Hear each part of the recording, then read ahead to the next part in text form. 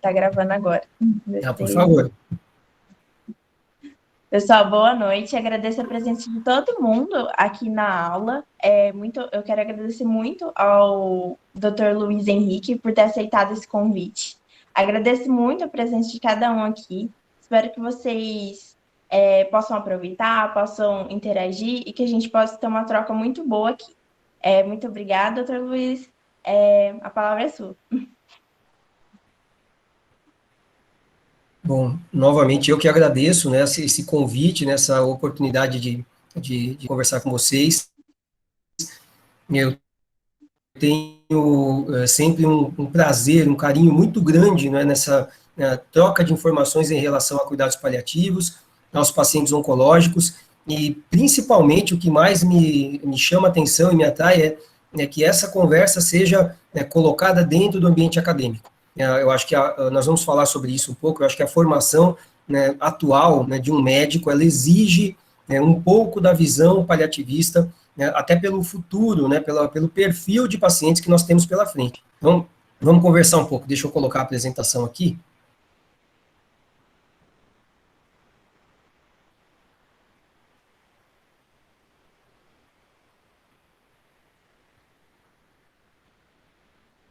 Tá aparecendo, tá? Perfeito. Bom, então, meu nome é Luiz Henrique de Carvalho, eu sou médico oncologista, eu atuo aqui em Araraquara. Aqui eu faço parte de alguns centros de oncologia, algumas revisões de processos, principalmente pautado em pesquisa clínica dentro de oncologia, e por isso, geralmente, eu entro, né, nas discussões para reavaliações de protocolos e assim por diante. Mas, fora isso, um grande foco também do trabalho, ele se encontra no suporte a pacientes, e vamos dizer assim, na absorção, né, das equipes de saúde, do entendimento de cuidados paliativos, para que a gente caminhe, então, com a oncologia, com o tratamento, a terapêutica, e também o suporte necessário a pacientes e familiares. Eu faço parte, então, de um grupo de cuidados paliativos dentro de uma instituição hospitalar, né, nós acabamos instalando esse processo no hospital, e de uma forma, eu diria assim, lenta, persistente, né, nós caminhamos exatamente para a montagem de um serviço de paliativos cada vez mais adequado. Né, por isso, eu acho que é um desafio, né, essa conversa, ela deve sim iniciar na academia, e se manter na educação médica. Para falar de cuidados paliativos, então, e dentro da oncologia, ou dentro de qualquer, né, especialidade, qualquer paciente que se coloque nesta posição, então, em primeiro lugar, acho importante a gente entender o conceito, né, de cuidados paliativos. E esse é um conceito ele fez uma mistura do que a OMS fala, né, desde 2014, né, é um conceito da Academia Nacional de Cuidados Paliativos, que eu acho que ele é um pouco mais, eu diria assim, um pouco mais completo, ele dá uma visão realmente mais realista. A ideia vem exatamente de proteção. O pallium, ele era aquele manto que cobria os cavaleiros, né, medievais, e principalmente nas cruzadas, né, e de um local ao outro, os cavaleiros que recebiam esse manto e ficavam, né, mais ou menos um pouco para trás, tentando se recuperar das feridas, ou já moribundos, próximos da morte, eram socorridos, né, e levados para os ambientes de suporte de saúde. Esses pacientes, o manto, o pallium trazia esta questão, e na verdade é esse simbolismo, né, abraçar, cuidar. E o nome veio exatamente daí. Quem tinha o manto eram pessoas para serem cuidadas. Além das proteções, né, exatamente das intempéries e do restante, mas o cuidado também de sua saúde. Então, a Academia Nacional, ela fala que exatamente proteger é uma forma de cuidado. E você tem, então, como objetivo, né, neste cuidado, amenizar a dor, sofrimento, né, todas aquelas questões, não só físicas, mas também psicológicas, espirituais, sociais, tudo que envolve o paciente e o seu entorno. Então, é uma visão onde nós tentamos abordar de forma completa, né? E eu acho muito interessante essa informação que eles deixam, né? Para a gente quebrar um pouco esse primeiro paradigma, que parece, historicamente, você fala, nossa, esse paciente, então, ele precisa ser abordado como um paciente paliativo. Há um receio, um medo muito grande, as pessoas enxergam de maneira inicial o receio da morte, ou alguma informação que traga para a pessoa ou para o familiar, né, uma orientação de que aquele paciente não teria mais cuidados adequados, não teria mais terapêutica, e não é nada disso, é exatamente o contrário, né? Então, eles deixam claro aqui na divulgação da Academia Nacional de Cuidados Paliativos que quando um paciente é elegível para cuidados paliativos, quando você ouve de alguém isso, é exatamente, você deveria ter na mente que não há o que temer, né? Esse paciente, então, será realmente cuidado. A OMS, ela deixava como a sua premissa, né, de cuidados paliativos, algo também parecido, equipe multidisciplinar, ou seja, não é uma visão do médico em si, mas é uma visão da equipe de saúde, do serviço de saúde, né, e com o objetivo, então, de qualidade de vida do paciente, da busca também dessa qualidade de vida no entorno do paciente, na família, nos acompanhantes, né, e diante de doenças ou de agravos de saúde que ameacem a continuidade da vida, né? Então, você vai prevenir, né, e trabalhar com o alívio do sofrimento, identificando precocemente essas questões e problemas onde você possa trabalhar de maneira mais adequada, a avaliação do tratamento, da dor, dos sintomas físicos, da mesma forma que eu disse antes, físicos, emocionais, espirituais, sociais, ou seja, nós tentamos ter uma visão geral. Deixa eu só fazer um primeiro comentário, que é exatamente isso daqui. Um paciente paliativo, tecnicamente, para ser bem resumido, é um paciente que ele tem esta classificação, doença ou agravo que ameace a continuidade da vida. E isso acontece de forma aguda ou de forma crônica. Ou seja, nós temos muitos pacientes, então, que nós devemos observá-los e colocá-los neste ponto, nesta orientação, pacientes, então, paliativos. O que seria isso? E a paliação, ela não cabe, então, eu estou falando disso para a gente quebrar esse paradigma que vem de forma muito pesada e arraigada com a família e com o paciente. Quando a gente fala de paliativo, o paciente tem um certo medo. O paliativo, então, ele pode ser um paciente de qualquer idade, de qualquer momento de sua vida, né? A partir do instante que acontece algo, um agravo de saúde, né, e que comece a ter ameaça à continuidade de vida, seja agudo ou crônico, esse paciente nós precisamos somar a visão paliativista. Então, na prática, é isso que deve ser feito. Deixa eu dar alguns exemplos para vocês. Por exemplo, um paciente, né, vítima de um trauma, um paciente jovem, ou que tenha uma doença oncológica jovem, e a partir daquele momento, ou pode ser um paciente numa idade mediana, idade ativa, produtiva, até mesmo um idoso, onde a gente espera que tenha mais dificuldades e mais ameaças à sua continuidade de vida.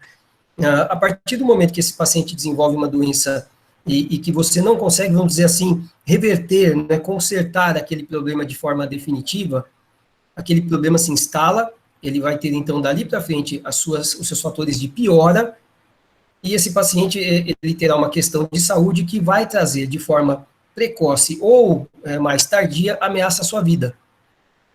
Nesse ponto de vista, muitos pacientes se encaixam no suporte paliativo. Por exemplo, um paciente que tenha uma insuficiência cardíaca, classe 4, você não vai reverter. Um paciente, um hepatopata grave, dificilmente você reverte aquela situação, nefropata grave, um paciente, por exemplo, mais jovem, vítima de um TCE, e que fique acamado e com debilidade importante dali para frente, você não vai reverter aquela condição. Então, dali em diante, condições que não são mais reversíveis, mas que serão tratadas, né, diante das especialidades que farão aquele tratamento, e os cuidados paliativos devem, então, ser somados. Na oncologia, o que é um paciente paliativo, logo de início? Um paciente com doença metastática. Esse é um paciente, não, que tem uma doença na qual nós não iremos curá-lo, não iremos reverter a doença. Então, desde o início, um paciente que tenha o diagnóstico e a classificação de doença metastática, ele é paliativo. Mas entendam bem esse significado, para a gente realmente desmistificar.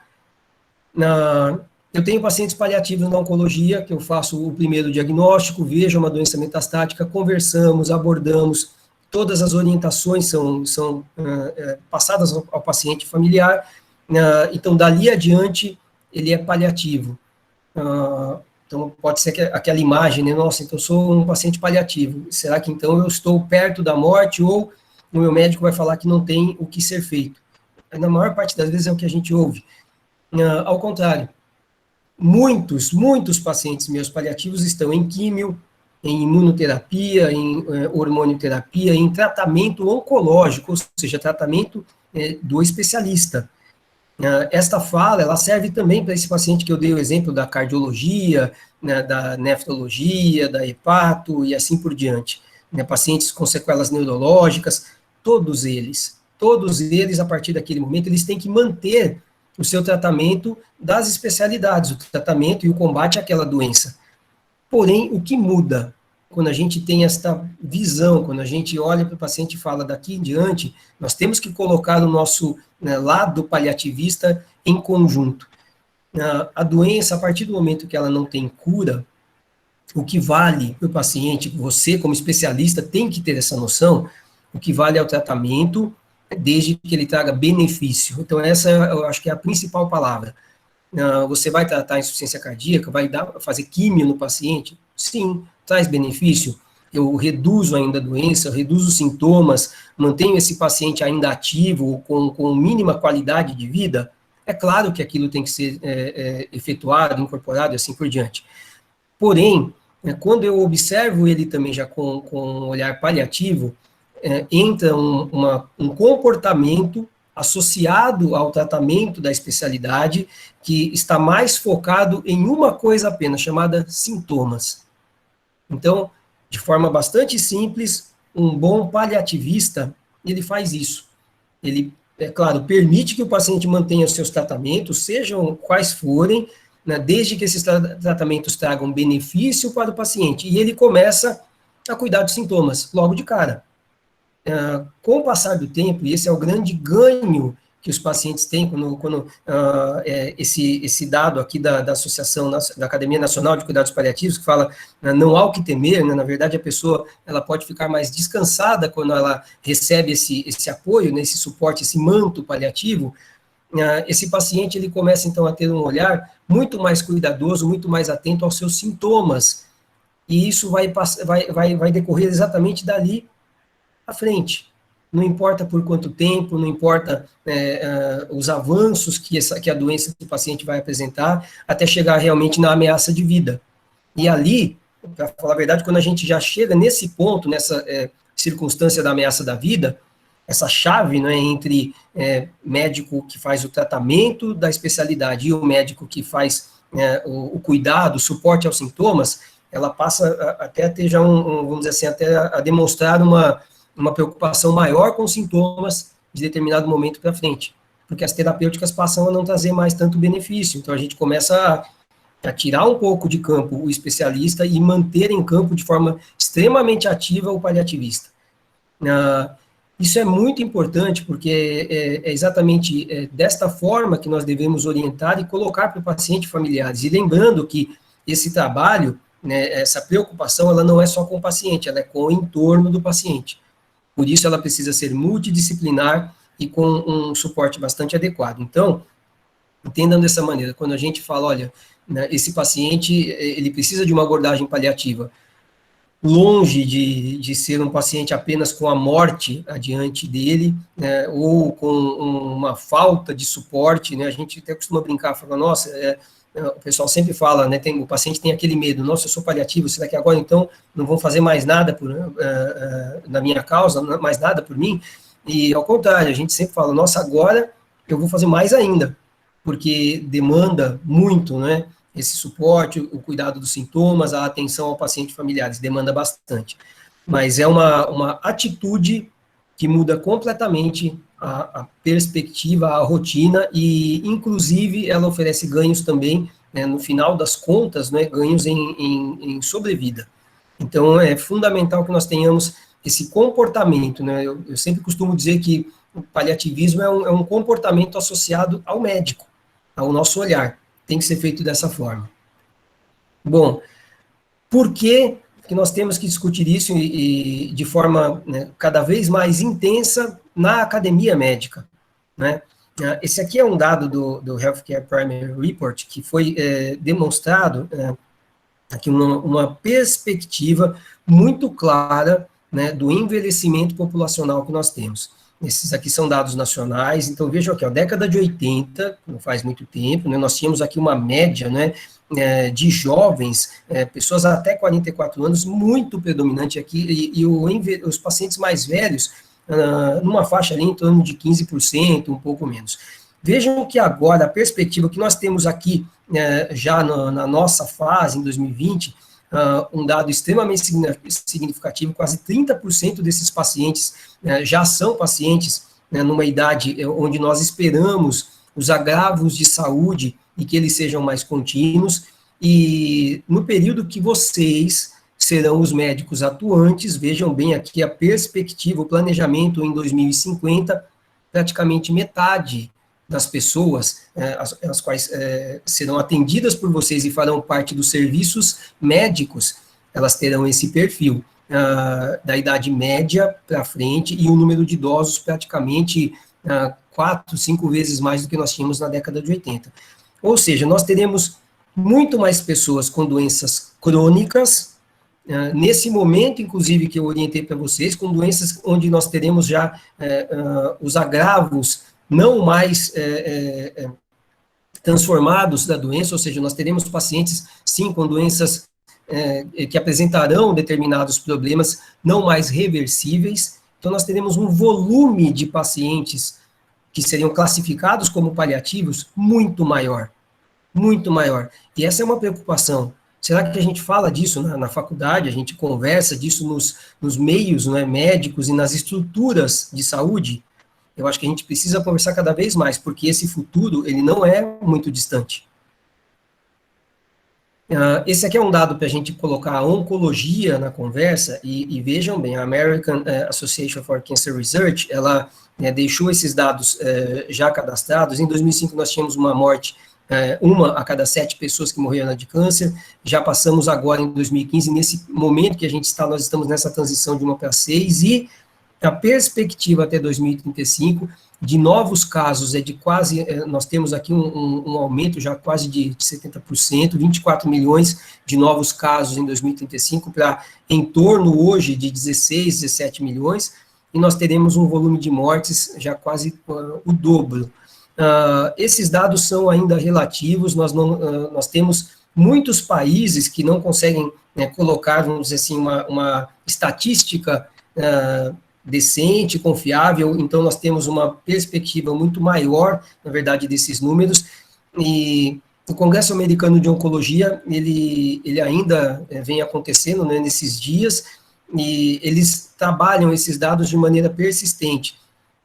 No Congresso, há 2 anos atrás, foi dito isso, e o pessoal ainda mantém essa visão. O câncer, aparentemente, já em 2040, no mundo, ele será a doença de maior morbimortalidade. No Brasil, a perspectiva é que ele passe vamos dizer assim, a avançar, né, acima das doenças cardiovasculares a partir de 2035. Exatamente nesse ponto aqui, onde eles enxergam o câncer como uma morbimortalidade muito grande no mundo. Em 2040, no Brasil, nós já teremos o câncer também como a primeira doença em morbimortalidade. Ou seja, então, eu estou querendo dizer para vocês, vocês serão os médicos de extrema ação nesse momento, né? Exatamente o período que vocês estarão efetivando suas carreiras.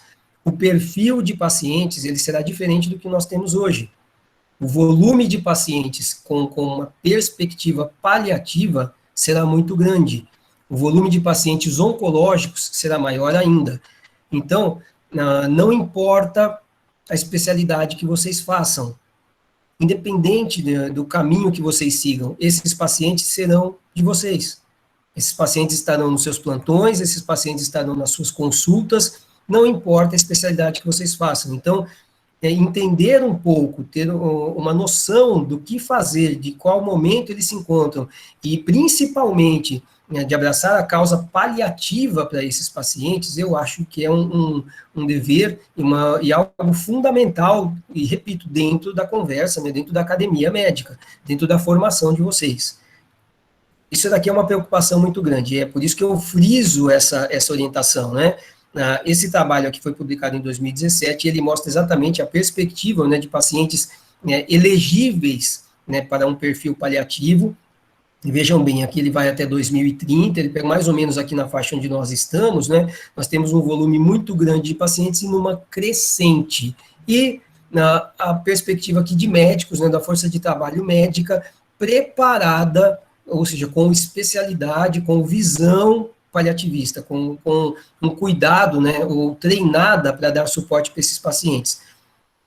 É uma diferença muito grande, ela é até decrescente na perspectiva que eles têm, né, a partir de 2030, ou seja, nós temos muito trabalho pela frente, nós temos que discutir isso de maneira realmente íntegra, o trabalho de vocês, né, de acadêmicos, das ligas, ele precisa focar nesse aspecto, vocês precisam, né, cada vez mais estimular esse tipo de visão, e repito, independente da carreira que sigam, vocês terão esses pacientes em mãos. Então, nós precisamos aprender a cuidar deles.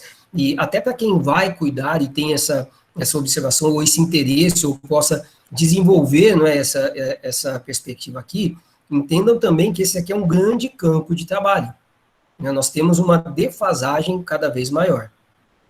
Bom, esses outros trabalhos também, levantados em vários lugares, isso acabou também sendo divulgado, né, na Sociedade Americana de Oncologia, e essas questões foram muito debatidas nos últimos congressos.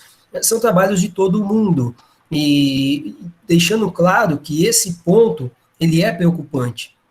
A educação médica, ela nos parece, né, da forma tradicional que nós conhecemos, e, na minha opinião, eu acho que ela vem mudando um pouco nos últimos anos, muda o perfil, inclusive, de vocês, né, eu vejo acadêmicos realmente mais preocupados na proximidade com o paciente, na orientação, no acolhimento, e isso me satisfaz bastante. Mas a educação médica, de maneira tradicionalista, ela ainda é muito difícil. E esses pontos, eles são abordados, eu diria assim, que de uma forma ainda muito pequena, uma defasagem importante, e eles são essenciais para que a gente realmente forme médicos, forme cuidadores. Então, a carga psicoemocional gerada com a morte, com a perda de pacientes, esse é um dos pontos mais difíceis enfrentados na rotina da formação médica, né? Os próprios discentes sentem-se despreparados para enfrentar essa realidade, e essa é um aspecto que eu vejo muito nos colegas de formação tradicional, nada contra o colega, não é uma crítica a determinado, vamos dizer assim, determinada atitude de um médico ou de outro, mas é aquilo que foi incorporado na formação dele, né? A falta, na verdade, a dificuldade que ele tem, né, perante terminalidade, perante morte, né? Isso não é discutido dentro da academia de medicina. E a terminalidade e os desdobramentos, então, elas se transformam numa lacuna na formação médica, né, tornando essa questão crítica e dolorosa no decorrer da profissão. E eu queria até fazer uma pergunta para vocês, antes de eu colocar o próximo slide. Alguém aqui teve ou sente que possa ter um pouco de dificuldade nesse ponto, nesse aspecto, por exemplo, em passar uma informação difícil para um paciente ou familiar, né, informações, notícias graves, e principalmente como vocês, né, quem já passou por isso, como vocês lidaram ou enxergam a morte dentro do curso de medicina? Então, professor, eu nunca cheguei a atender, tipo assim, um paciente que está em estado terminal, que está em estado de morte, por exemplo. Uhum. Mas, algum tempo atrás, tem umas 2 semanas, tem um mês, mais ou menos, não, tem mais tempo, tem uns meses já.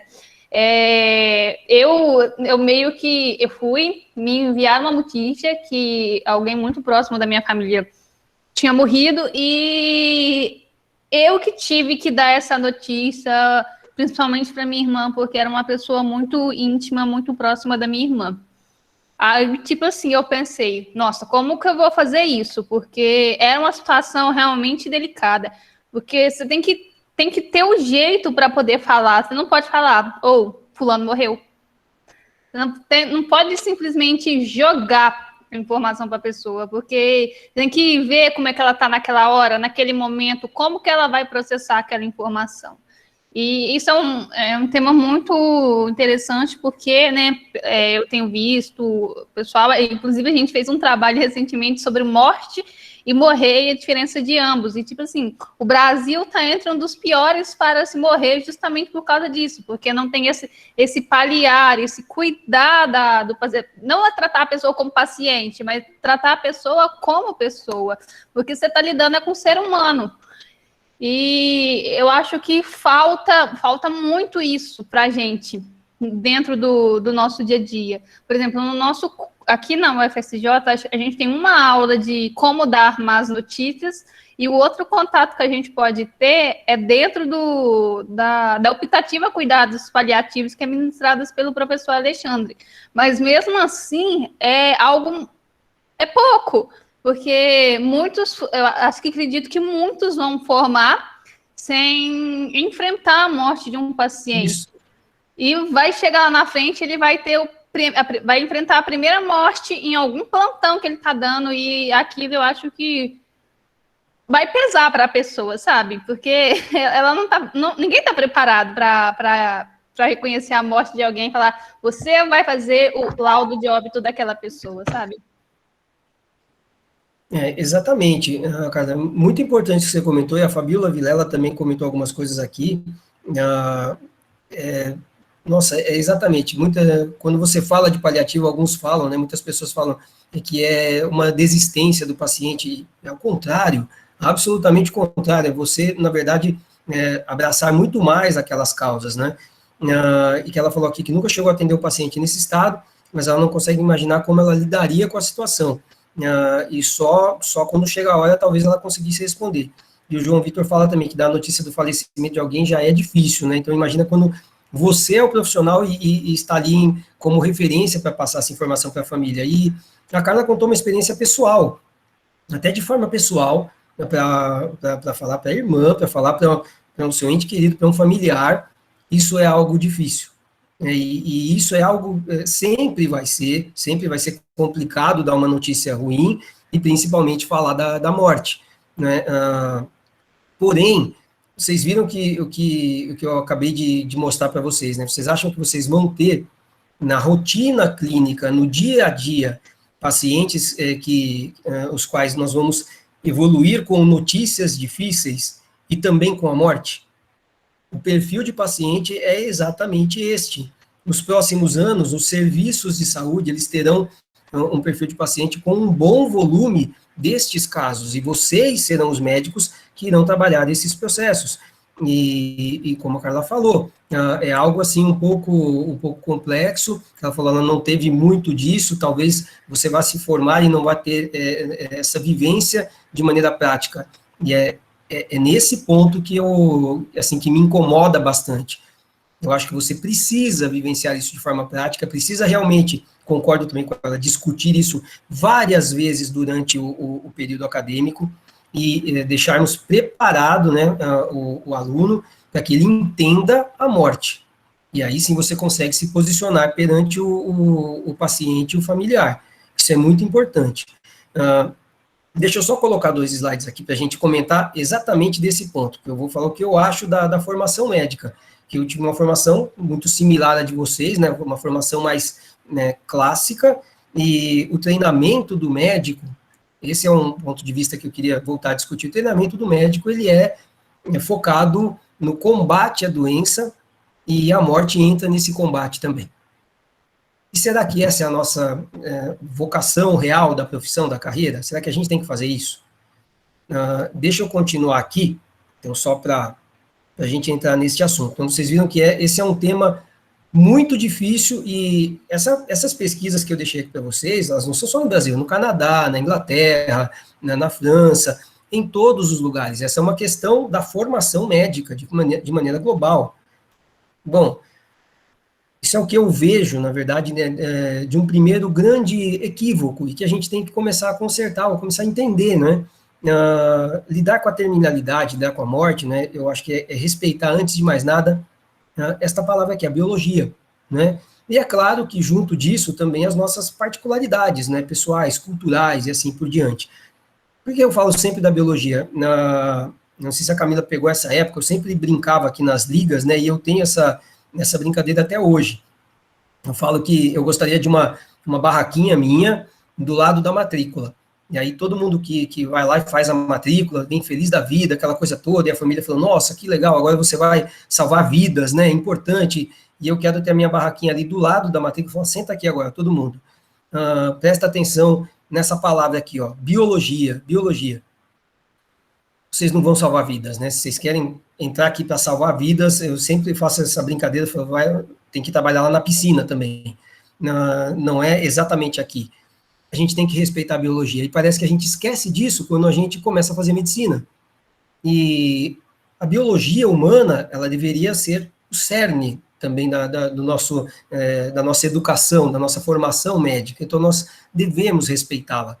Deixa eu dar um exemplo para vocês, por que a gente às vezes esquece um pouco disso, porque é extremamente comum, e eu vejo isso exatamente nos anos iniciais e depois nos outros períodos também, e a gente tem tentado fazer um trabalho para colocar essa ideia logo de cara, né, no curso, mas as pessoas não costumam entender que a biologia é a dominante, é a mandante dos fatos e dos processos, salvo as exceções, por exemplo, é claro, dos acidentes, assim por diante. Dentro desse aspecto, a morte faz parte. A morte, ela caminha junto. Inclusive, a morte, por exemplo, né, de pessoas jovens, de crianças.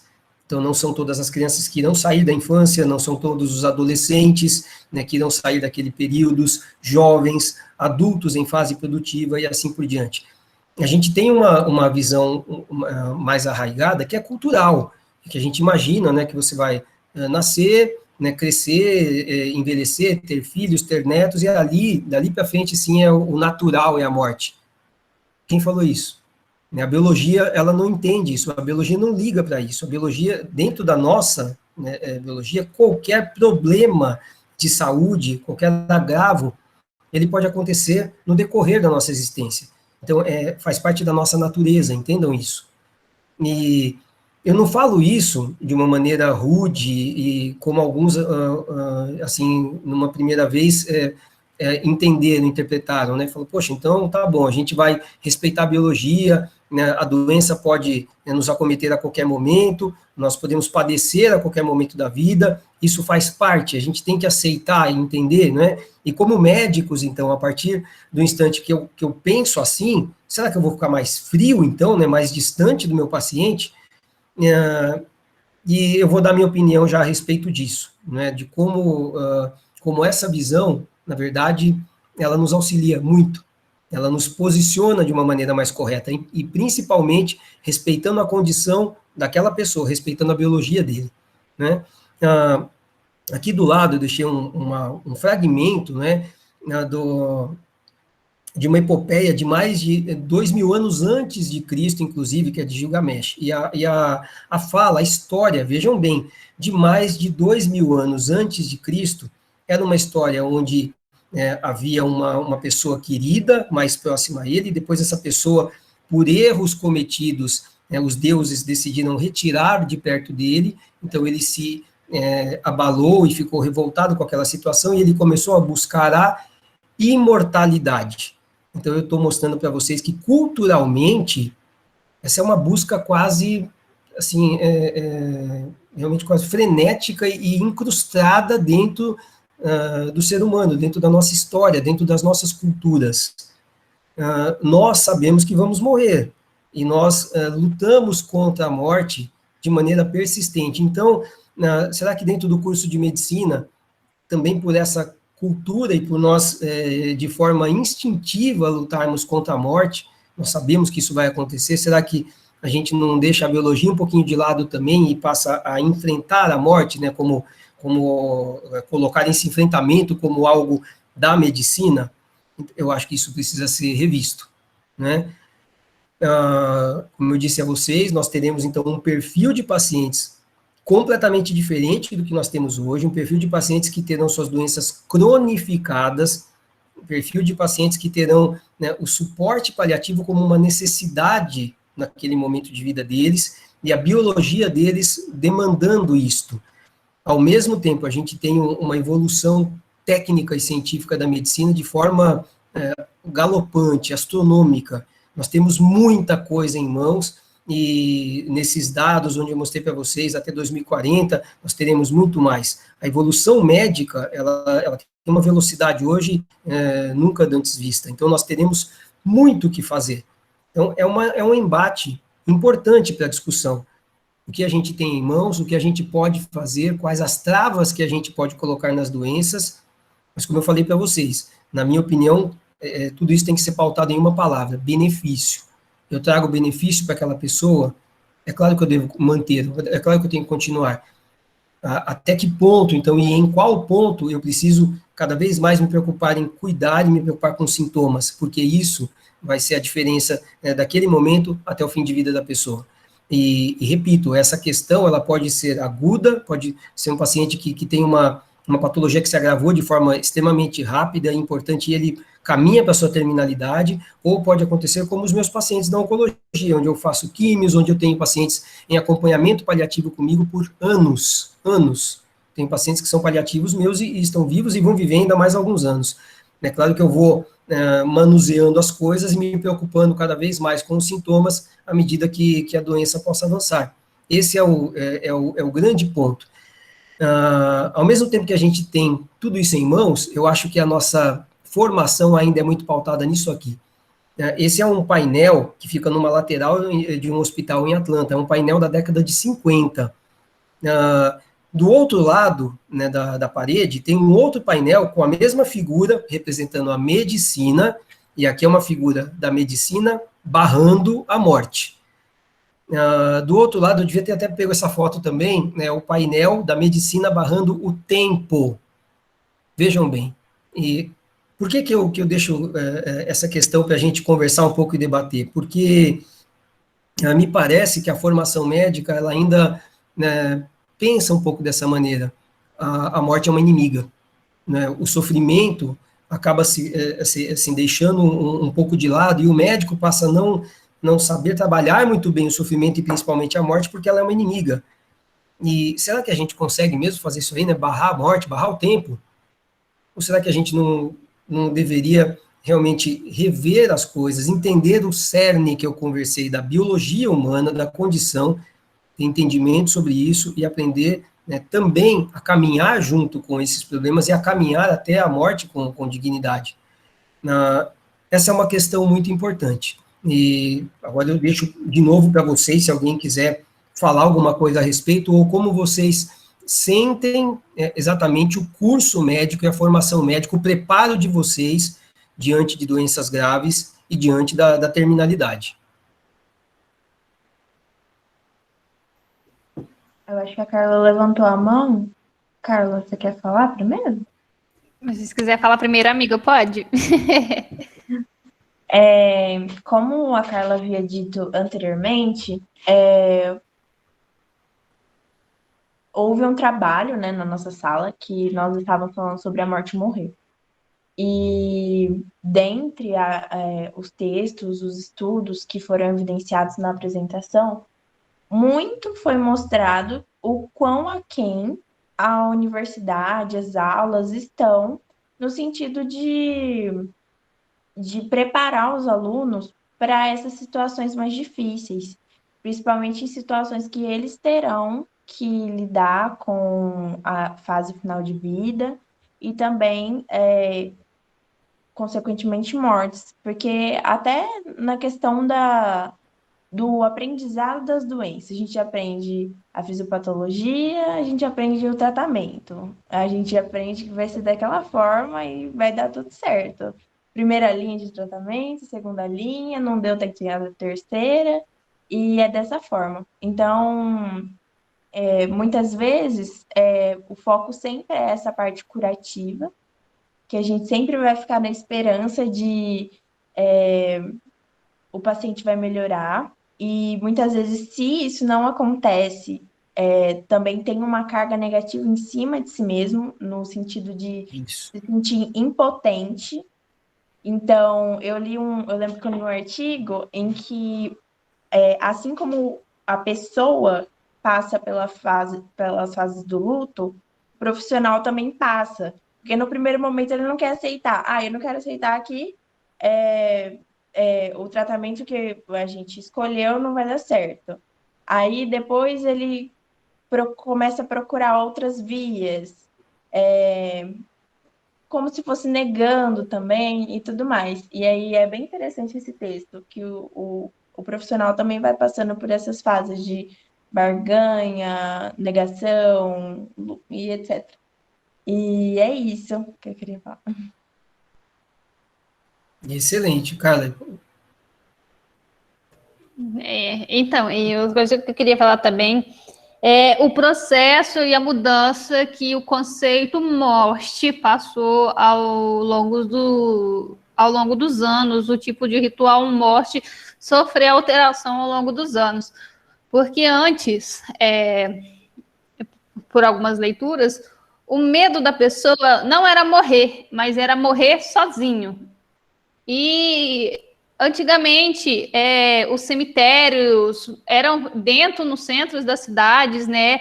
As pessoas eram enterradas dentro da igreja, e isso foi mudando, porque a gente pode ver que os cemitérios estão cada vez mais longe, como se morrer fosse uma coisa terrível, e sendo que é algo que faz parte da nossa biologia. A gente vai nascer, crescer, reproduzir e morrer. É algo que a gente já sabe, eu vou morrer em algum momento, mas ninguém sabe quando. E isso vem sendo muito banalizado. Por exemplo, a família às vezes não aceita, ou isso também tem muito impacto, né, de como que a cultura que a pessoa está envolvida respeita a morte, né? Tem até um meme muito engraçado, né, de um cara lá com um caixão, 6 homens do lado dançando. E, ou, por exemplo, lá, o Dia dos Mortos, lá no México, né? A morte, nessas culturas, são enxergadas de uma forma diferente. Não é como, pronto, morri, acabou tudo. Aí, eu acho que isso, questão de espiritualidade, também tem muito a ver com esse cuidado de paliar também. Não, excelente, viu, cara? Esses dois pontos, esses aspectos que vocês comentaram, são muito, né, importantes para a gente bater um papo. A morte, eu sou de uma época, né, quando eu perdi meus 3 primeiros avós, a minha última avó, que estava viva ainda, ela faleceu semana passada. E eu tinha os meus 3 primeiros avós, quando faleceram, naquela época a gente ainda fazia velório em casa. Há 50 anos atrás, as pessoas morriam, em torno de 70% das pessoas morriam nas casas, né? Hoje, tranquilamente, eu acho que uns 90% morrem no serviço hospitalar. E essas questões, né, de nós não entendermos muito bem, de nós termos dificuldade com a morte, né, diferente até de algumas outras culturas que, né, trabalham um pouco de uma maneira um pouco mais interessante, né, o fim de vida mesmo, e dali para frente, né? Dei um exemplo legal, né, do Dia dos Mortos. No Peru, eles fazem alguns rituais muito interessantes, né, onde as famílias vão para o cemitério. Olha que legal, a família vai para o cemitério, elas fazem quase um piquenique, vão distribuindo comida entre uma família e outra. Ó, você toque um salgado para você, uma cerveja. Ó, você lembra desse cara aqui? Ah, lembro. E aquele outro ali? Ó, lembro também. Eles começam a trazer as pessoas na discussão. E eles vão revivendo e mantendo aqui, então, aquela cultura e as pessoas que se foram mantendo vivas. Eu acho isso muito interessante, muito legal, e isso faz com que você tenha, claro, a dor, a tristeza, mas também o entendimento do seu caminho, né, biológico, e um pouco da aceitação. Hoje em dia, morrer, realmente, eu concordo, é bem difícil, parece que é uma... E dentro da medicina, então, até como a Camila comentou, parece que é algo assim... É inaceitável, se torna uma frustração, se torna realmente algo angustiante para um acadêmico que esteja ali se deparando com isso e que vai passar pela morte na sua frente. Só uma pergunta para todos vocês, né? Vocês acham que vocês vão encarar a morte dentro da faculdade de medicina? A Charlene falou que na cultura indígena também, realmente, existe uma visão completamente diferente, o que eu acho muito interessante, muito legal. Mas vocês acham que vocês vão ver gente morrer dentro do curso? Não. Eu acho que sim. Tem Olha, bons anos ainda. Eu acho que sim. Eu acho que dentro do internato, inclusive, das rotinas, vocês terão pessoas no final de vida. E essa ideia, né, da fala, da visão e desses informativos e de algumas aulas que foram nesse sentido que eu estou conversando aqui com vocês hoje, ela começou, já tem agora indo para 5 anos, começou no corredor do hospital, que a Camila conhece aqui, a Santa Casa, com uma acadêmica do 5º ano, onde ela saiu de uma massagem de um paciente, né, de uma ressuscitação cardiopulmonar, de um paciente que já tinha, se eu não me engano, próximo dos seus 90 anos, e era um paciente DPOC grave, cardiopata grave, um paciente que ela saiu do quarto, ele tinha acabado de falecer, ela tinha acabado de participar do RCP, e que foi, é claro, ineficaz, o paciente faleceu.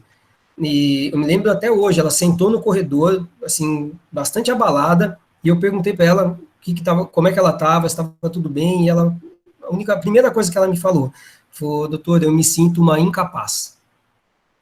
E eu nunca mais esqueci aquilo.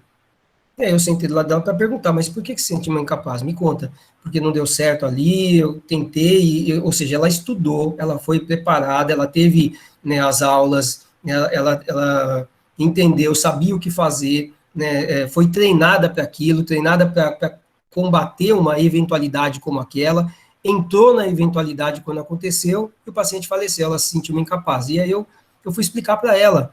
Então eu construí a história do paciente, falei: olha, vamos checar os dados aqui, esse paciente, ele tinha essas patologias, ele tinha essas comorbidades, ele evoluiu desta maneira, né, durante já algum tempo, não é nem a primeira internação com severa gravidade dele, né, ele internou muito pior, ele internou nesta condição, né, ele estava caminhando para morrer, ele estava caminhando para o fim de vida.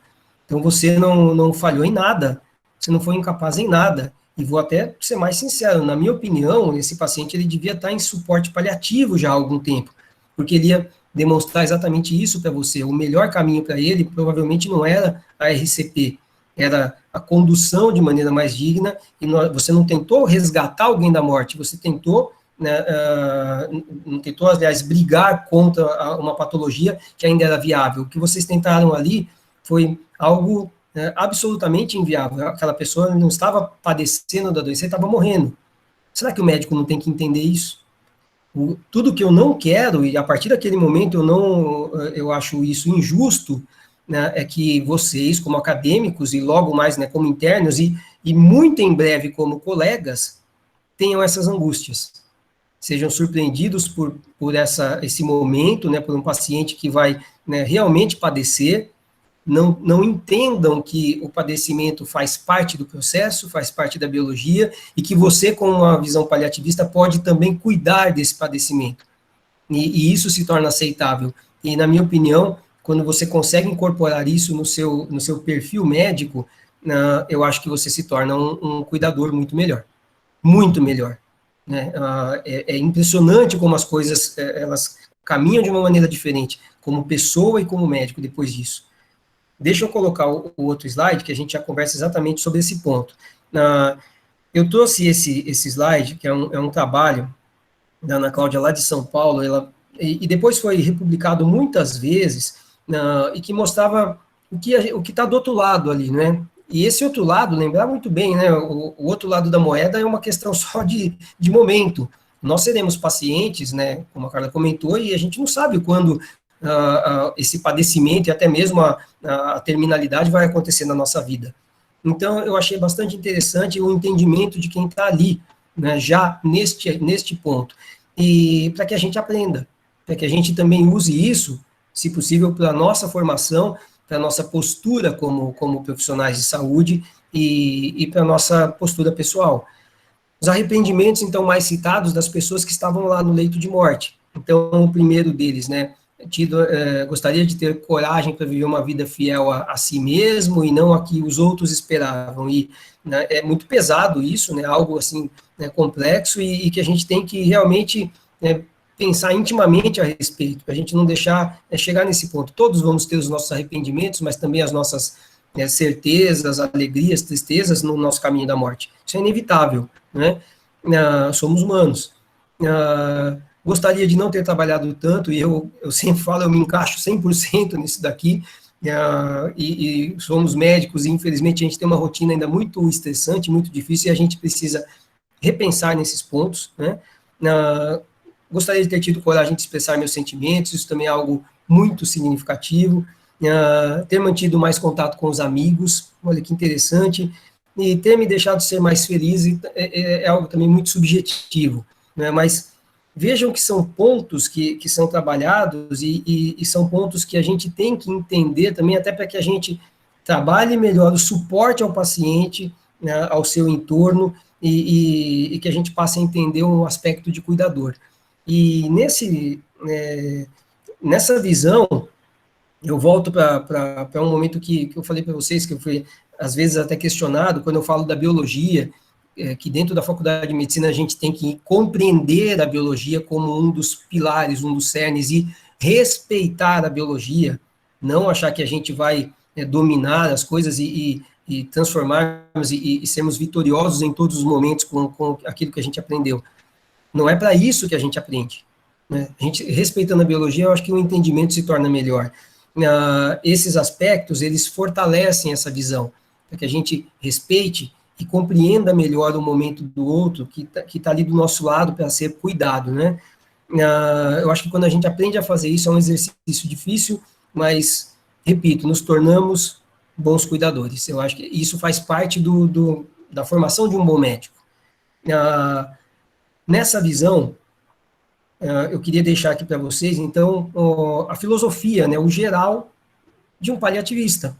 E não só para a oncologia, mas eu peço com carinho que todos, né, coloquem uma semente desta filosofia, independente da carreira que vocês vão seguir. E repito, né, esses pacientes, esse momento, esse crescimento das pessoas em instantes onde eles vão precisar de você também com essa visão, né, isso vai ser muito impactante daqui para frente. E vocês precisam dessa formação. Então, em cuidados paliativos, a morte é um processo normal, né, dentro da vida, é claro. A gente não vai apressar e muito menos adiar, a gente vai apenas conduzir os processos e conduzir também a terminalidade junto com o paciente familiares. Então, a gente vai nessa condução, né, aliviar a dor e os outros sintomas angustiantes. Essa é a nossa principal função como paliativistas, né? É claro, novamente, os aspectos sociais, espirituais, psicológicos, não só do paciente, mas também, como é dito aqui embaixo, oferecer um suporte para a família e o entorno do paciente, e também os processos de luto, né, e uma rede de apoio onde você, né, possa, né, buscar, né, de maneira ativa, né, auxiliar o paciente, e não só ele, mas também a família, para o entendimento e para o preparo para o seu fim de vida. Esse seria, né, seria a filosofia paliativista de uma maneira geral. Agora eu deixo aberto para vocês mais uma vez o que vocês acham, né, desse tipo de visão, e se alguém acha que isso, se alguém tem essa sensação de que isso é difícil de fazer, é difícil de colocar na sua rotina médica, ou se alguém tem a sensação de que isso vai, por exemplo, te endurecer mais, enrijecer mais.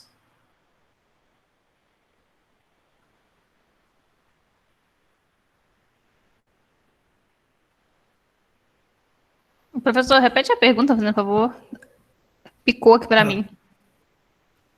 Eu queria saber, cara, assim, de todos, né, esse tipo de visão, ou seja, nós entendemos o que é sofrimento, entendemos o que é morte, entendemos que todas as pessoas passarão, então, por esse caminho, né, e que, então, nós devemos incorporar um pouco do paliativismo exatamente para que a gente consiga, de forma conjunta com os pacientes, né, sermos médicos, tratarmos, sermos especialistas com todas as determinações dos especialistas, mas, ao mesmo tempo, aprendemos também a cuidar e aprendemos que nós não vamos, né, brigar com a morte, que a biologia ela não nos permite isso, ela não vai, né, enfim, né, dar espaço para a nossa briga. Então, é muito melhor a gente entendê-la. O que eu queria saber é se alguém, né, acha que fazer isso, é difícil ou não, e se acha que isso torna você, por exemplo, né, tem algum receio, algum medo que isso possa tornar você mais seco, mais frio, mais rígido.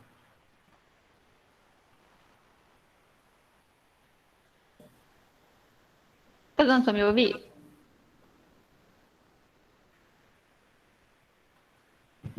Amiga, tá assim. Peraí que eu tô com atraso da minha internet. Se você quiser falar primeiro, amiga, que você vi que você ia abrir o microfone.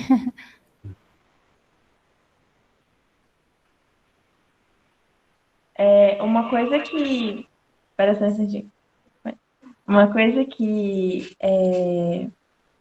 eu e um colega a gente conversa bastante é sobre cuidados paliativos em geral, porque é uma área de interesse em comum. Então, a gente já leu os livros da Ana Cláudia, fez a optativa e tudo mais. E uma vez a gente estava conversando sobre a questão de muitas vezes as pessoas argumentam que não vão estudar sobre o assunto porque elas não querem lidar com isso na vida profissional, elas sabem, vou lidar com uma área que não vou ter contato. Mas, na verdade, uma vez que a gente estuda sobre cuidados paliativos, a gente valoriza mais a vida e, consequentemente, nós valorizamos também muito mais o nosso paciente. A gente vai ter mais trato com eles, vai muitas vezes até saber lidar melhor com algumas questões que eles vão levantar. Então, eu acho que não torna mais frio, mais cético, talvez, vai te tornar, na verdade, mais sensível à dor do outro, mais sensível às perdas e sensível no aspecto de, não assim de ficar emocionado, mas de ser tocado por. Então, eu acho que, na verdade, é muito, muito importante, né? Não é uma coisa que a gente tem que se blindar. Era isso. Perfeito, perfeito. E um dado interessante que você comentou, Camila, assim, que é realmente essa sensibilidade não quer dizer assim, que você vai realmente todas as histórias, né, vão ter uma marca diferenciada, mas na verdade elas têm. Né? Essa sensibilidade ela é de cada um, ela é pessoal, e dentro disso, até pergunto para vocês, vocês acham que cabe, né, um pouco mais de proximidade do médico com o paciente, com a família do paciente, né, claro, sem exageros, mas vocês acham que a troca, né, porque a formação médica, ela permite isso e que isso seria, né, adequado dentro da rotina? Tem muita gente mesmo que tem esse receio que você comentou, né, falar, não sei, não vou me preparar para isso, não quero passar por essas condições, por essas situações, e é exatamente por esse motivo que eu acho que a gente tem que discutir cada vez mais esses assuntos dentro da faculdade. Repito, isto fará parte da carreira de vocês para o resto da vida. Né? O encontro com esses pacientes fará parte, inclusive, dos momentos de vida de vocês, pessoais, dentro dos amigos, família e assim por diante. Encontro com pessoas nesses momentos, isso é o nosso caminho, isso é inevitável. Então, aprender, né, a lidar e a diferenciar, a observar, ela traz o ganho, na verdade, de tirar as ansiedades e tirar também as angústias que você possa ter perante a morte. Ela não é uma derrota do acadêmico, não é uma derrota do ensino médico, ao contrário, né? Se você entende, se posiciona de maneira adequada e constrói aquilo junto com seus pacientes, você, na verdade, eu acho que vai ser um pouco ainda, eu diria que seria um médico um pouco mais completo. Né? Você vai exercer uma medicina realmente de uma maneira íntegra, total, né? Porque você se torna também um bom cuidador. Dentro disso, queria que alguém falasse, né? Vocês acham que dá para, né, ou se alguém teve essa experiência, né, de proximidade, lembra de algumas histórias de pacientes, alguma coisa que guardou, né, que ficou fixa com vocês, isso fez bem ou fez mal?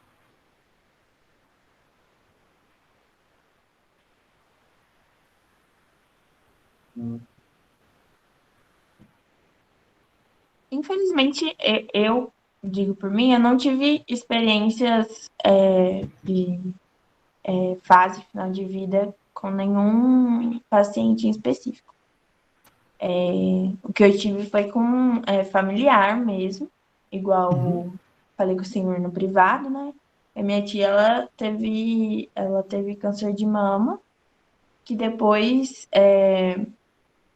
ela teve metástase e ela ficou um período no hospital e tudo mais. Aí o que eu passei foi mesmo com ela, mas pacientes no geral, não, ainda não.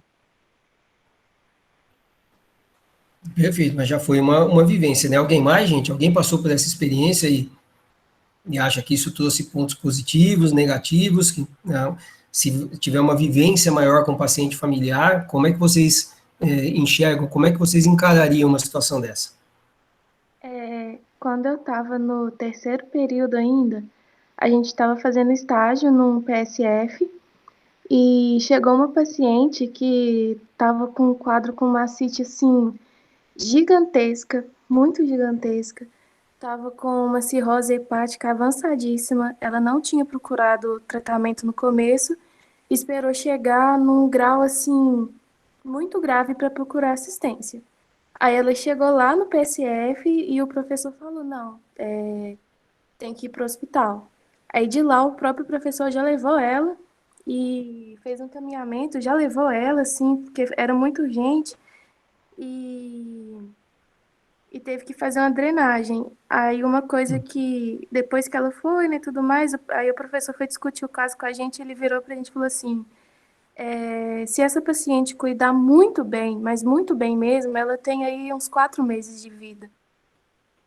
E assim, aquilo me tocou muito, sabe? Porque ela chegou com o marido, com o filho, e tipo assim, a família preocupada, e eu fiquei meio sem reação, sabe? Aí quando foi na semana seguinte, ela chegou lá bem melhor, só que eu sabia que essa paciente não ia estar aqui por tanto tempo. E aquilo me deu um aperto no coração muito grande. Eu fiquei, assim, por semanas pensando nesse caso, sabe?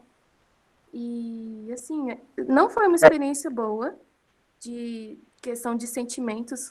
Eu senti uma certa angústia, assim. Só que foi bom, como diz, né, para criar casco, para amadurecer. Eu aprendi muito com essa situação. Foi uma situação que eu tive certeza da profissão que eu estava seguindo, que era aquilo mesmo que eu queria, sabe? Mesmo conhecendo, entre aspas, assim, o lado ruim. E foi uma experiência muito chocante. Parece bobo, simples, assim, mas me tocou muito. E interessante, Fabio, que você comentou, né, que aquilo te marcou de uma maneira, assim, do início até ruim. E fica mesmo, a história da pessoa fica. E vocês, lembrar que vocês vão ter alguns pacientes que serão pacientes de vocês, muito provavelmente por um tempo, né, corrido, um tempo um pouco maior. E esses momentos, eles farão parte. E é muito importante a gente saber se posicionar perante aquilo e guardar as histórias dos outros, né? A angústia que você sentiu, Fabio, talvez, né, tenha sido porque até ali tudo que foi passado dentro do estilo do curso médico, né, que é feito assim para todos nós, né, a doença, até como a Camila comentou, né, patologia, fisiopatologia, anatomia, depois você vai estudar cada tipo de doença e o tratamento para cada tipo de doença, mas e a terminalidade? E depois que você chega num ponto, como o professor comentou lá, de maneira extremamente correta para uma paciente grave assim, né, um ponto onde ela não teria perspectiva muito grande. Como é que a gente fica, então, sendo treinado só para combater, né? É preciso entender, é preciso, e faz parte, eu acho que da formação, e na verdade, assim, de qualquer um de nós como pessoa, antes de médico, né, a gente se sentir um pouco, né, chateado, abalado assim, impressionado com uma situação dessa. Isso vai fazer parte do dia a dia, vai fazer parte da rotina de vocês. E eu acho que esse era um ponto que eu queria comentar agora. A gente fica frio, o médico pode, então, se sentir, né, triste com aquelas situações, ter até um pouco, vamos dizer assim, de proximidade com o paciente familiar, ter uma ligação um pouco maior e conduzir as coisas de uma maneira também mais parceira, né, e o que vocês acham disso? Melhoraria se você tivesse mais contato com aquela senhora, conhecesse um pouco mais a história dela, até um determinado momento onde você conseguisse colocar a informação de maneira adequada e, inclusive, orientando também sobre os riscos de fim de vida para ela?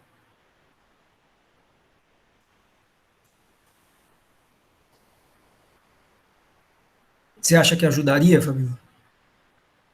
Nossa, eu tô pensando aqui, tipo, naquele momento, a Fabiola do terceiro período, para a Fabiola do terceiro período, seria muito ruim. Seria uma coisa muito ruim, porque seria muito mais difícil eu ter que passar. Porque, assim, imagina, eu naquela situação já vendo. Eu não atendi, eu só vi uma professora atender ela. E eu já fiquei daquele jeito, eu não precisei conversar com ela, só de ver o marido, o filho lá, todo mundo muito preocupado, todo mundo desesperado, ela chorando, com muita dor. E assim, só aquela situação já me abalou muito. Se eu tivesse uma proximidade assim maior, né, dentro dos limites, para mim, naquela época seria pior. Mas analisando o jeito que eu tô agora, a minha formação até agora, eu já penso diferente. Eu já acho que teria sido um pouco mais fácil, sabe? Eu já teria um pouco mais de liberdade com aquelas pessoas, eu já teria um contato, eu já ia saber até onde eu posso ir, o que que eu posso falar, o que que eu não posso, eu já ia entender melhor o que passa na cabeça daquelas pessoas. Excelente, fico muito satisfeito, inclusive, em ouvir isso, viu, Fabiola? Parabéns, porque esse é o preparo que eu acho que vocês têm que ter dentro da faculdade. É claro que no momento inicial, isso é muito difícil. O Rodolfo está falando que vai ter que sair, tudo bem, depois qualquer coisa eu fico à disposição. No momento inicial, isso é bastante complicado, é bem difícil de você lidar. E eu tive uma experiência similar, né, também no meu terceiro período, com a vivência direta com a morte.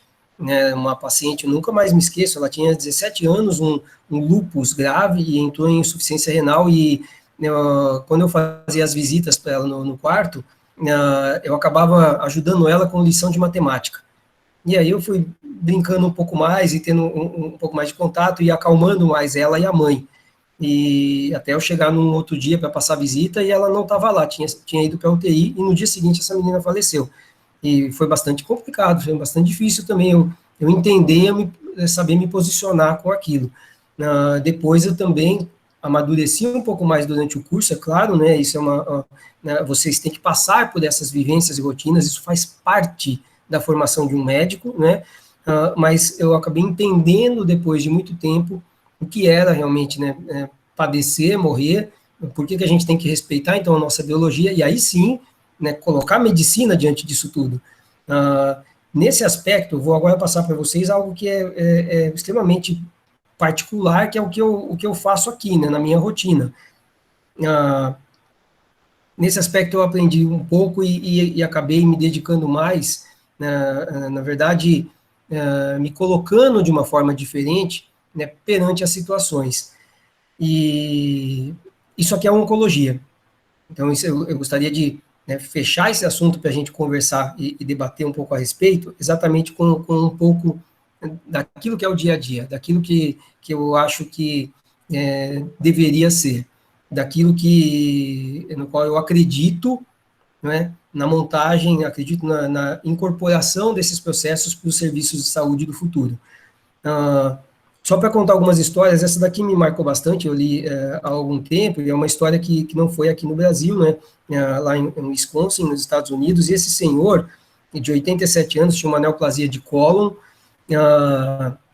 metastática, já muito grave, e então, isso eu estou mostrando para vocês, para ter uma ideia dos serviços de saúde, como nós somos hoje, e o que eu acho que a gente poderia, né, fazer, poderia realizar. Essa foto foi tirada pelo neto dele, por um dos netos, e ele postou 2 dias depois, que foi exatamente o dia que esse senhor, o senhor Norbert Sherman, morreu. Ele morreu no dia seguinte, e aí o neto postou. E ele estava aqui dentro de uma unidade hospitalar, de uma unidade semi-intensiva.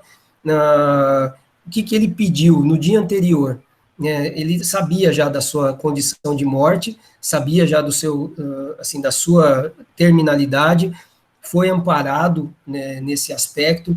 Ele tinha né, esta visão paliativista caminhando em conjunto, ou seja, até onde ele teve benefício, ele foi tratado com as especialidades e com a busca, né, de nós revertermos aqueles processos de doença, até onde, o momento onde não tinha mais benefício, né, a visão paliativista caminha em conjunto, então ela passa a ser maior do que a visão do tratamento, então ele foi, né, amparado, e a família também recebeu todas as orientações e o suporte, então, a partir daquele momento, você passa muito mais a se preocupar em ser um cuidador do que só o médico que vai tentar combater a doença, né, e aí eu acho que entra o entendimento, e aí sim, entra um aspecto que me faz, assim, enxergar a oncologia de uma maneira completamente diferente. Quando você abre essas portas, você traz também um pouco daquela pessoa para você. E isso é extremamente, na minha opinião, extremamente permissivo entre médico e paciente. É claro, sem exageros, né? Não estou falando que eu abro a porta lá do consultório todo dia ó, churrasco para todo mundo, hoje não é assim, mas você ser permissivo nessas portas, nesse contato e nessa via, principalmente naquele momento que você é mais cuidador dessas pessoas, isso traz um ganho, assim, muito grande. É claro que isso às vezes é difícil, né, cada pessoa é de um jeito, né, cada família é de um jeito, cada relação é de uma forma, às vezes isso é mais fácil, às vezes isso é mais difícil, mais complicado, às vezes tudo dá certo, às vezes é algo angustiante, às vezes, né, você vai se deparar com situações até, né, que você não teve, não viu, não enxergou um retorno da maneira com a qual você achava que era correta. Somos humanos, então nós aprendemos a cada dia, porém, essas histórias eu acho que me marcam todos os dias, né? O seu Norbert, ele pediu, né, que os filhos tomassem uma cerveja com ele, e ele falou que era a última cerveja, porque ele tinha esse prazer sempre, né, nos momentos de final de semana, encontrava os filhos, e eles tomavam cerveja juntos. E não é que o hospital permitiu exatamente isso, depois de ouvir toda essa história, e os filhos foram até lá, levaram uma cervejinha que era a que ele gostava, tomaram a cerveja, e lembrando que ele morreu logo depois disso daqui, né? Se eu não me engano, foram 2 dias depois. Ele não morreu pela cerveja, viu? Quero deixar claro. Mas vocês têm noção do quanto isso aqui fez diferença para ele e para a família? Quando o neto postou, dentro da oncologia, isso daqui viralizou, né? Virou, todo mundo olhou para aquilo e entendeu e falou, poxa, será que a gente faz, e repito, não estou dizendo que a gente tem que abrir a porta do hospital hoje, dar cerveja para todo mundo, não é isso, mas será que a gente tem um pouco dessa visão para pacientes e famílias, para quem está ali daquele lado sentado e perto do seu fim de vida? Ou será que os nossos serviços de saúde, eles estão lá mal acolhendo as pessoas e deixando, né, a pessoa com determinados remédios no seu tempo ali até a morte? Né? Será que não falta um pouco desse amparo de maneira mais completa? E a gente, como médico, não pode permitir um pouco disso?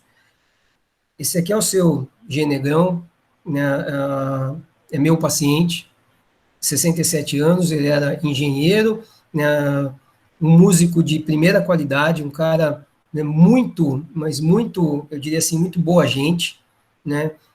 Ele era comunicador de um programa de rádio aqui também na cidade, e motoqueiro. Gostava de música de uma série, né, de uma gama muito grande. Eu sou roqueiro, então a gente sempre nas consultas, a gente discutia muito sobre a doença, claro, sobre as coisas que estavam acontecendo, posicionava muito ele e a família toda, e aí ele já começava a me perguntar sobre rock e sobre moto. Ele sabia que eu estou numa fase agora, né, que eu já passei por aquela fase de convencer a esposa, e agora eu já estou a gente fica mais velho, a gente quer algumas coisas que a gente não consegue entender, né, tudo que a gente não tinha quando era adolescente.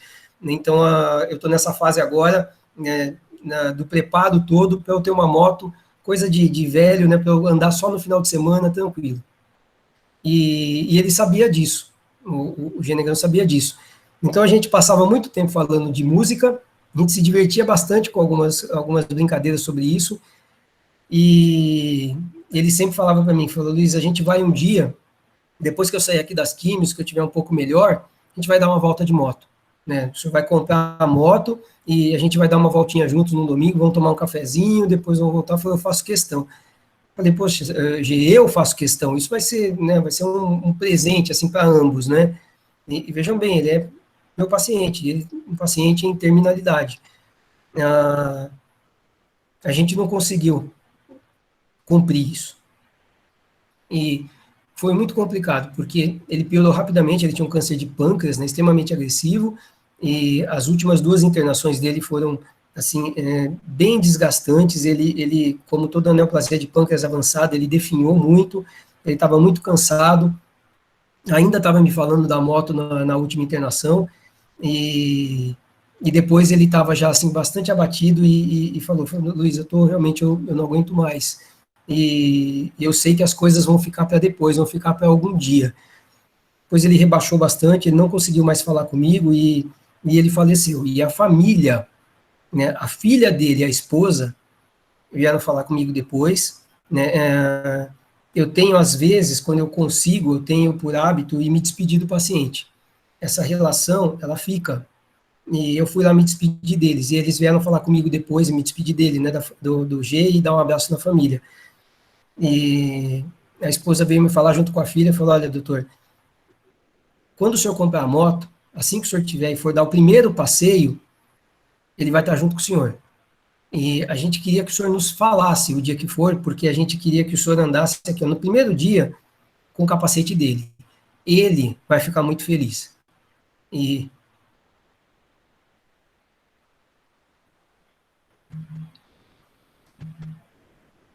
é até difícil eu comentar, né? Mas eu guardo isso com muito carinho, e esse é um planejamento meu, junto com a família do G. Então, assim que acontecer, e vai ser em breve, eu também faço questão. Eu vou entrar em contato, pego o capacete dele e vou dar uma volta.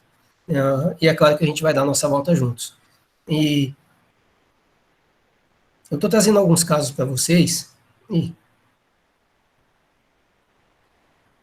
já vou explicar também porque é um pouquinho difícil de contar essas histórias, né? Mas essa aqui é a história do Matheus. O Matheus é esse cara aqui, é um menino, um estudante de engenharia física, muito inteligente, absolutamente diferenciado. O Matheus era muito geek, né? Ele tinha uma coleção enorme aqui de artefatos, todos enfim, de geeks, né? E ele assinava um clube que chamava Nerdologia, então ele recebia muitos livros, ele tinha algumas coleções aqui inteiras. Tinha uma coleção aqui, ó, de pequenos robôs, e enfim, ele gostava muito desse aspecto. E a primeira consulta que ele chegou comigo, ele chegou com uma camiseta do Foo Fighters e um boné do Homem-Aranha. Ele entrou na consulta de cadeira de rodas, um menino de 20 anos na época, né? A primeira coisa que eu olhei, eu vou falar para ele da doença, eu já olhei e falei, pô, cara, Foo Fighters, você já é dos meus. E começamos a falar de rock and roll. E a coisa evoluiu sempre dessa maneira. O Matheus, ele tinha um osteosarcoma grave, ele havia sido tratado já em várias unidades de oncologia, né, centros oncológicos grandes. Depois ele tinha o convênio, e pelo convênio ele veio, né, já num estágio de doença extremamente avançado, ele veio e chegou até mim. E na primeira consulta, eu me lembro muito bem, os pais dele, pessoas extremamente simples, mas tentem, assim, imaginar, né, pais que fazem tudo o que vocês imaginarem pela pessoa, né? Eles foram nos melhores centros, eles buscaram as melhores opiniões, pessoas simples, lutaram muito para chegar naqueles lugares e conseguir passar com ele. Eu tinha a impressão que o que eu falasse para eles, você vai ter que, né, conseguir pegar uma rocha lá na Lua e trazer, ele ia dar um jeito, o pai dele ia dar um jeito. Eles eram pessoas dessa forma, absolutamente amorosas, né, comprometidas com ele, uma família muito unida. E no primeiro dia que eu consultei o Matheus, eu falei de cara, naquele dia, quando ele chegou com essa camisa do Foo Fighters e o boné do Homem-Aranha, eu falei, olha, tem um ponto aqui, Matheus, na história clínica que me preocupa bastante. Ele era um osteosarcoma, né, tinha começado no braço, no membro superior direito. Depois, quando ele chegou, também ele já tinha uma progressão de doença na bacia, já tinha operado também na bacia, e aí ele começou a apresentar pontos na coluna vertebral. e tinha um ponto que me preocupava bastante, que era uma lesão razoável já na coluna cervical. E eu deixei claro que a minha grande preocupação passava a ser aquele ponto, porque é claro, né, um comprometimento maior da coluna cervical poderia deixá-lo tetraplégico. Bom, resumindo a história, né, o Matheus, nós iniciamos algumas linhas de tratamento, ele já tinha feito muito tratamento, ele falava que na vida dele a doença ia tirando um pouco de cada vez daquelas coisas que ele gostava. Primeiro o braço, e começou a dificultar ele a tocar guitarra, depois a bacia, né, e começou a dificultar ele para andar, e ele então já passou a não ir mais na faculdade, que ele amava. Ele estudava lá na USP em São Carlos, e começou a tirar então o contato dele com os amigos também. Os amigos tinham que ir na casa dele para ele manter mais contato. Depois ele falou que afastou ele também da namorada, e de forma progressiva ia tirando tudo. Repito, ele gostava muito desse universo geek, ele lia demais, ele tinha muita coisa, e nós buscamos algumas alternativas de tratamento. Ele chegou na minha mão para um desafio que era tentar alguns tratamentos, inclusive alguns até não autorizados. A gente conseguiu algumas possibilidades para ele, mas é claro, ele sabia que quando ele chegou lá, ele sabia que a doença já era bem grave. E o Matheus era um menino que, até por ter, vamos dizer assim, visto muita coisa, ele falava desde o início, ele falava que sabia também que a doença, a partir do momento que ela caminhasse um pouco mais nos ossos, ele teria os dias contados, ele falava isso. E nós fomos trabalhando todos esses aspectos, a doença avançou de maneira importante, parte do tratamento fez com que ele tivesse muitas dificuldades com linfedema significativo, depois, né, contaminações, né, do subcutâneo, né, até pela dificuldade da realização de quimioterapia, até chegar um momento que a gente, assim, tinha mais receio e não esperava. Um momento que o pai dele me ligou, falando, olha, Luiz, ele agora, né, de ontem para hoje, ele não está conseguindo, né, perceber quando vai urinar, ou quando vai definir, que a gente faz. E eu sabia que era uma compressão medular já importante, com né, um acometimento cervical, e ele não tinha movimento nas pernas e estava perdendo os braços, e com a chance dele ficar tetraplégico. Foi muito difícil, foi muito complicado, a gente fez uma correria até com várias especialidades, tinha um pessoal lá em Ribeirão que até arriscou em fazer uma nova abordagem, ele tinha abordado 2 vezes a coluna cervical, feito radioterapia, mas ele chegou num momento que foi irreversível, ele ficou tetraplégico. Aqui, essa foto, eu fui na casa dele, esse aqui é o meu moleque, e o Matheus tinha, como eu comentei, essa coleção muito grande, né, de artigos geek e muitos brinquedos.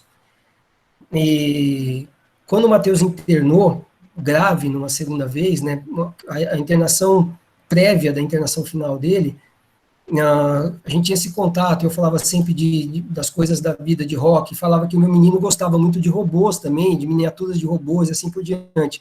E nessa vez que ele internou, ele ficou mal, e num dia ele acordou, né, dentro da internação, depois de muito opioide, até bastante confuso, o meu menino tinha ficado doente, e na confusão dele, ele acordou para o pai e falou, nossa, pai, liga para o Dr. Luiz, vê se o menino dele está bem, vê se ele está bem. E essas coisas me marcaram demais.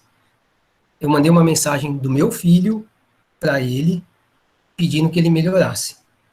Ele recebeu a mensagem, ele ficou muito feliz, eu levei lá para ele, na verdade, eu passava as visitas, né, então eu levei a mensagem para ele e mandei no celular também. E depois que ele saiu de lá, eu sabia que o caminho ia ser difícil, e ele também sabia. E nós decidimos, eu e minha família, né, eu decidi ir até a casa dele só para dar um oi, passar, deixar uma caixa de chocolate e o meu menino dar um oi para ele. Nós acabamos ficando a tarde inteira lá, fizemos um churrasco, não sei o que, foi fantástico. E o meu moleque cismou com 2 pequenos robôs, ele pegava toda hora, desmontava, montava, o Matheus ficava dando risada com isso, porque meu moleque ia desmontando e eu preocupadíssimo atrás, querendo montar tudo de novo e devolver para o lugar. E ele falou, né, para mim, doutor, não estressa, porque meu sonho era brincar com isso daqui, e quando vem ainda aqui algum primo meu, mas eles nem se interessam, e o seu menino está se divertindo tanto, deixa ele aí. né, porque isso para mim é muito legal de ver. E depois disso ele internou mais uma vez bem grave, né, entrou em insuficiência respiratória, tem mais ou menos uns 4 meses o Matheus faleceu. E é muito complicado. No meio das nossas conversas todas e do meu contato com os pais dele e tudo mais, ele sabia também que eu coisas de mania que a gente tem, eu colecionava também, né, canecas de cerveja, porque eu gosto de estudar sobre cerveja. E essa caneca aqui que eu estou tomando foi um presente dele, né? É um amplificador de rock and roll. E isso daqui eu ganhei depois que ele faleceu. Ele pediu para o pai dele para ir até lá e me deixar de presente. E, além disso, ele mandou um pequeno embrulho para eu trazer para o meu filho. Eram os 2 robôs que ele estava lá.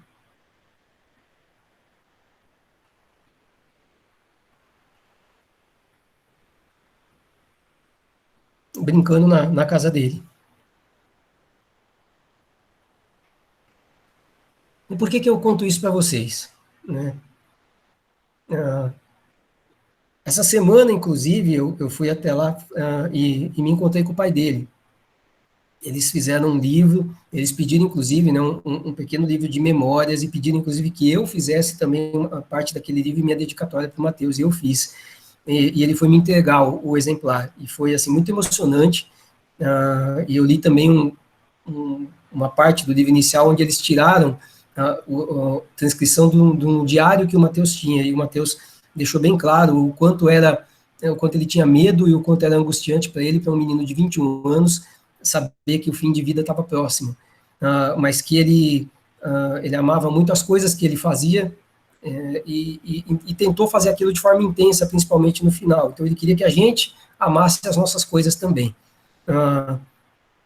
E por que eu conto essas histórias para vocês? Porque eu acho que isso faz parte. Porque eu acho que a dor do outro, a partir do momento que você, como médico que cuida dessa gente, você tem que se colocar um pouco no lugar também e exercer as parcerias.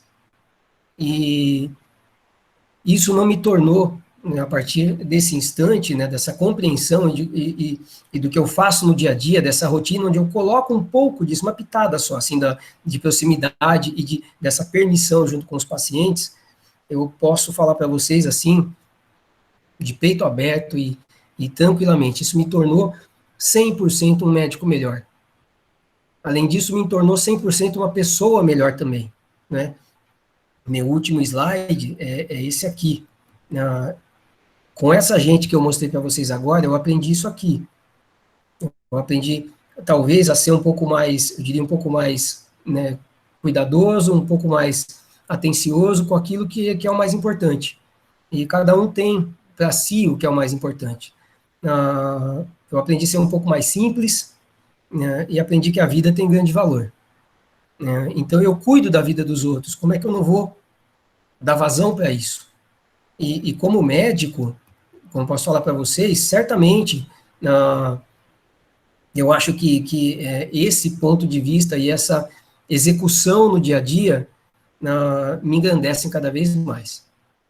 Então, era isso que eu queria dizer, assim, para resumir, né, para deixar para vocês que eu confio muito nas novas gerações e vou manter, né, meu trabalho aqui com os acadêmicos e até com esses convites dos quais me deixam muito, né, satisfeito e orgulhoso, mas manter um trabalho da forma com a qual eu acredito. Eu acredito realmente numa medicina que seja mais próxima das pessoas, que respeite melhor os seus momentos de vida e de morte, que entenda o posicionamento perante esses pontos e que seja aberta, um pouco mais livre para a gente realmente cuidar. A gente não ter serviços como a gente tem hoje, dos quais eu vejo, né, em determinados momentos, pessoas sofrendo com sua doença, sofrendo com os tratamentos, às vezes com processos que passam por cima mesmo da pessoa em si, da família e do momento dela, e sofrendo até a morte. Eu gostaria muito de lugares onde a gente entenda isso, onde a gente entenda que nós somos profissionais, pessoas que todo esse, vamos dizer assim, esse processo passará diante de nós e cabe a nós mesmos nos posicionarmos de maneira adequada. E dentro disso, é absolutamente normal que a gente seja um pouco mais próximo. Isso não me tornou nem um pouco frio, ao contrário, eu acho que eu sou extremamente satisfeito, feliz e realizado como médico, depois que eu passei a cuidar melhor dos meus pacientes e ter mais parceria com eles, né? Era isso que eu queria dizer, gente. Então, agora eu fico, assim, livre, me recomponho aqui um pouco, essa história de que a gente não se emociona, de que médico não tem ligação, é uma conversa fiada, é bom a gente ser um pouco humano junto com os nossos próximos. Então, agora eu deixo aberto para vocês. Doutor, muito obrigada mesmo. A sua apresentação foi maravilhosa. Como eu já disse, para muitas pessoas, inclusive, o senhor é um exemplo de médico, de ser humano, é uma pessoa realmente que eu tenho certeza que fez muita diferença na vida de todos os pacientes. Tenho certeza que você tocou eles de alguma forma e fez eles se sentirem valorizados, principalmente nesses momentos difíceis. E fico muito feliz por a gente ter tido a oportunidade de ouvir você falar um pouquinho mais sobre essa área que realmente é tão importante e que tem que ser ainda mais valorizada. Muito obrigada mesmo, viu? Assim, felicidade indescritível da minha parte. Muito obrigada. Puxa, Eu vou também deixar, quero assim, quem quiser falar, por favor.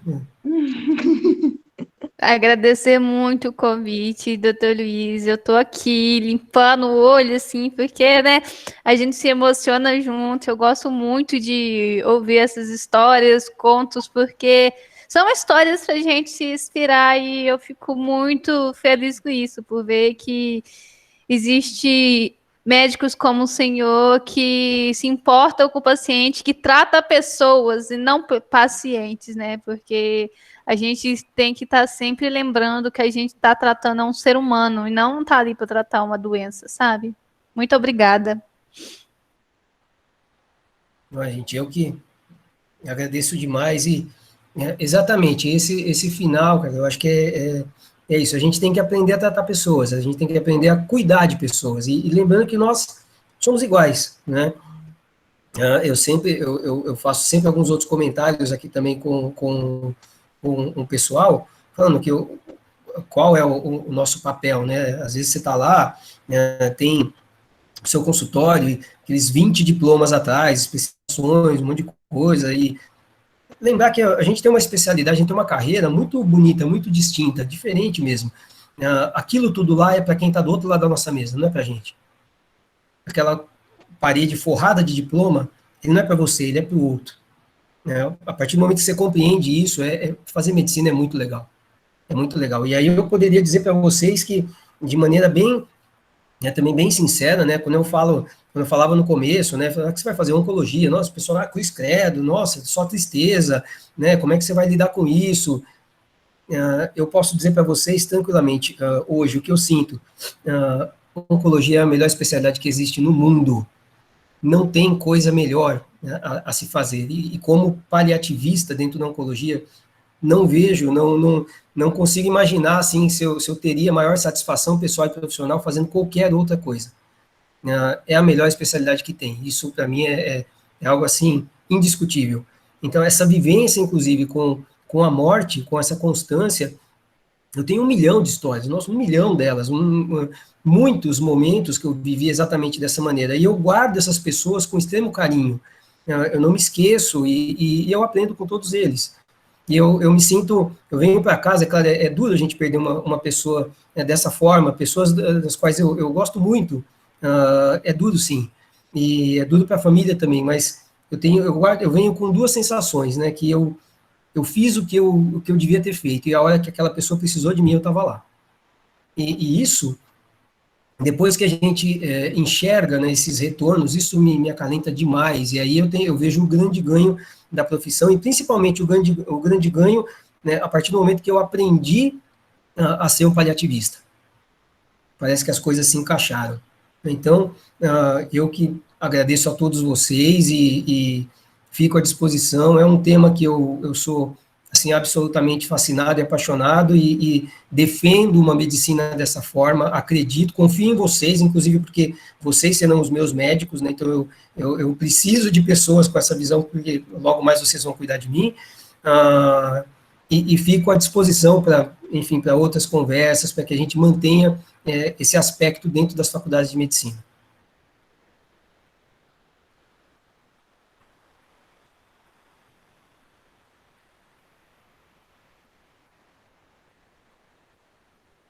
Então, João Vitor, deixa eu agradecer para o João Vitor, que ele falou que a gente pode fazer. O ato bonito realmente lembrar de um paciente que se foi, né, com carinho. Nossa, e eu me lembro de muitos, e eu troco ainda informação com muitas famílias, João, e tenho olha, coincidentemente, não está que está lá na sala, depois eu vou até tentar postar. Eu ganhei uma caixa hoje de chocolate com um vinho, exatamente de uma paciente, de uma esposa de um paciente meu, que ela falou, ele morreu no final do ano, ela falou, olha, doutor, eu vou demorar um tempo para ir até aí, porque eles se sentem muito apertados também, só de ver o prédio da oncologia. E ela falou, vou demorar um tempo para ir até aí, mas quando eu for daí eu quero dar um abraço no senhor. E ela, olha que coincidência, passou hoje lá na oncologia, e me deixou esse presente. E de um cara que eu também gostava demais, a gente ficava falando nas consultas sobre o Palmeiras, não sobre a doença, e faleceu, eu guardo com muito carinho, com muito, muito carinho. Então, essa lembrança, ela faz parte também da medicina, faz parte dos cuidadores, faz parte da nossa carreira. Esse contato também, ele é absolutamente permitido. Então, não, uma coisa assim, talvez, final, para eu dizer para vocês, não caiam nessas falas já montadas, né, de que a gente é talhado para ser um pouco mais frio, um pouco mais distante, de que isso seja talvez o correto. Não é bem assim, isso é uma conversa fiada. A proximidade realmente faz a gente cuidar um pouco melhor. E repito, mesmo com todas as dificuldades dessas proximidades, você vai passar por vários tipos de situação, mas isso nos engrandece. E engrandece também o nosso suporte ao paciente. Tá bom, gente? Perfeito. A gente vai levar isso conosco, tenho certeza. Então, Doutor Luiz, muito obrigada. Mais alguém quer fazer alguma colocação? Acho que não. Mais uma vez, muito obrigada, viu, doutor Luiz? Agradeço novamente pela terceira vez por você ter aceitado esse convite. Espero que possamos continuar fazendo essa troca, manter essa comunicação de Visnópolis, Araraquara. E é isso, muito obrigada. excelente. O pessoal está me agradecendo aqui, então eu quero também deixar meu muito obrigado a todos, né? Então, claro, eu fico à disposição. Eu acho que essa troca de ideias é muito importante e para o que vocês precisarem, contem comigo. Perfeito. Muito obrigado, viu, gente? É isso, então. Obrigada.